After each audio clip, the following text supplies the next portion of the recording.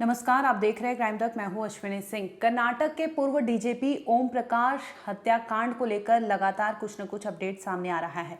पहले खबर आई थी कि उनकी हत्या करने के बाद डायल 112 पर सूचना दी गई थी, जिसके बाद पुलिस वहां पहुंची थी और मौका वारदात पर जब तफ्तीश करती है तो वहां पर खून से सनी जो लथपथ लाश पड़ी रहती है उसे उठाती है, पोस्टमार्टम के लिए भेजती है और इस तरह की भयावह तस्वीरें वहां से सामने आई है जो हम आपको स्क्रीन पर यूट्यूब गाइडलाइंस के अनुसार दिखा नहीं सकते, लेकिन इस कत्ल के पीछे की पूरी अपडेट आपको सिलसिलेवार तरीके से इस वीडियो में आपको बताते हैं। दरअसल जिस वक्त ओम प्रकाश की हत्या हुई उस वक्त वो डाइनिंग टेबल पर खाना खाने के लिए बैठे थे।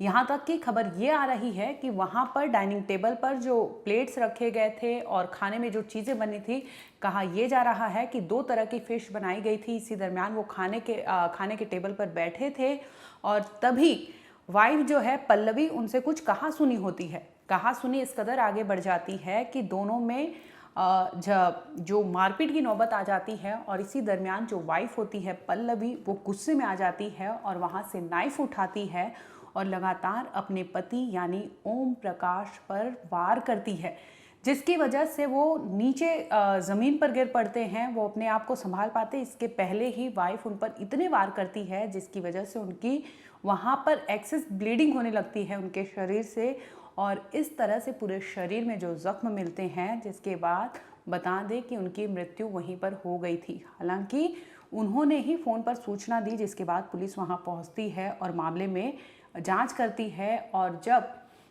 बता दें कि ये जो माँ और बेटी हैं, क्योंकि कत्ल के टाइम पल्लवी अपनी बेटी कृति के साथ उस कमरे में मौजूद थी और इसके बाद इन्होंने मर्डर को अंजाम देने के बाद फौरन भागती है ऊपर की तरफ। इनका 3 फ्लोर का ये घर होता है और ऊपर की तरफ भागती है। बेटी अपने आप को कमरे में बंद कर लेती है। दूसरी ओर माँ जाती है, पुलिस को फ़ोन करके सूचना देती है कि इस तरह से वहाँ पर हत्याकांड को अंजाम दिया गया था। बता दें कि पुलिस जब वहाँ पर जांच करती है तो टूटे हुए प्लेट्स, टूटे हुए ग्लास, कांच के कुछ टुकड़े वहाँ से बरामद करती है। इसके साथ ही आला कत्ल यानी मर्डर वेपन वहाँ से अभी तक का जो दावा किया जा रहा है कि हो सकता है पल्लवी ने उसी से हत्या की थी, जिसकी वजह से पुलिस ने अपने पास अपने कब्जे में लिया है, उसे फॉरेंसिक जाँच के लिए भेजा है। और दूसरी तरफ ये लोग जब पुलिस वहाँ पहुँचती है और दरवाज़ा खुला रहता है, इसके बाद पुलिस वहाँ पूरी जांच करती है, सर्च ऑपरेशन करती है। इसी दरमियान पुलिस जाती है ऊपर की तरफ। वहाँ पर बैठी पल्लवी कन्फेस्ट करती है कि आखिर उसने क्या कुछ किया था। इसके बाद उससे पूछती है कि इस घर में और कौन है। इस पर माँ बताती है कि उसकी बेटी कृति भी वहाँ पर थी। अब कृति का दरवाज़ा नॉक किया जाता है। कृति खुद को कमरे में एकदम बंद कर लेती है और पुलिस के नॉक करने के बावजूद वो अंदर से कोई रिस्पॉन्स नहीं करती।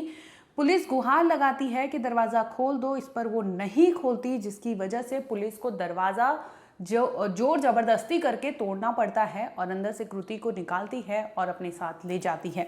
इस मामले में नया अपडेट ये भी सामने आया है कि जो कृति के भाई हैं यानी डीजीपी रहे ओम प्रकाश के जो बेटे हैं, उन्होंने भी कुछ खुलासा किया है, जिसमें उन्होंने बताया कि 2 दिन पहले ही कैसे उनके पिता गए थे अपनी बहन के घर पे और वहाँ जाकर उनकी बहन कृति उन्हें ज़बरदस्ती करती है कि चलो आप घर पे चलो, क्योंकि उनकी मम्मी और उनके पापा के बीच में यानी पूर्व डीजीपी ओम प्रकाश और उनकी वाइफ में कुछ अनबन हुई थी, जिसकी वजह से वो घर में आमदिन कलेश होता था और वो सुकून के लिए, शांति के लिए वहाँ से चले गए थे अपनी बहन के घर, जहाँ पर 2 दिन पहले ही उनकी बेटी पहुँचती है और अपने पिता से गुहार लगाती है कि चलो, और जिसके बाद पिता हार कर उस बेटी के साथ जाते हैं।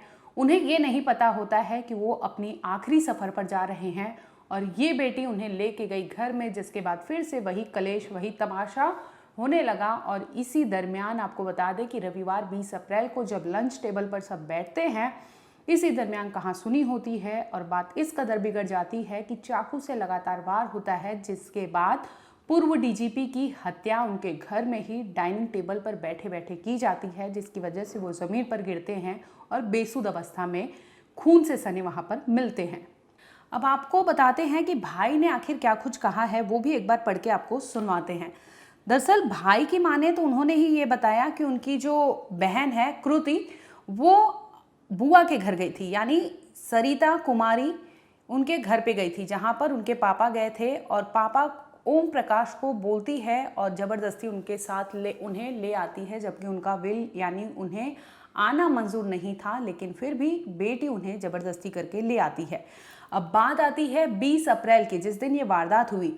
भाई की मां ने यानी भाई का ये कहना था कि जिस वक्त वो घर पर इस कांड को अंजाम दिया गया है, भाई का नाम है कार्तिकेश, वो घर पर उनके मुताबिक 20 अप्रैल को अराउंड 5 PM यानी रविवार शाम 5 बजे वो कर्नाटका के गोल्फ एसोसिएशन में डोमल करके उनके कोई नेबर थे, उन्होंने उन्हें फ़ोन किया और फ़ोन पर उनको जानकारी दी कि तुम्हारे पापा जो है ग्राउंड फ्लोर पर खून से सने पड़े हुए हैं। इसके बाद आनन फानन में वो पहुंचते हैं। लगभग 5:45 PM पर वो अपने घर पहुंचते हैं, जिसके बाद देखते हैं कि वहां पर तमाम भीड़ लगी है, लोग हैं, पुलिस है और लोगों की भीड़ होती है, और देखते हैं अपने पिता को तो वो ज़मीन पर पड़े होते हैं।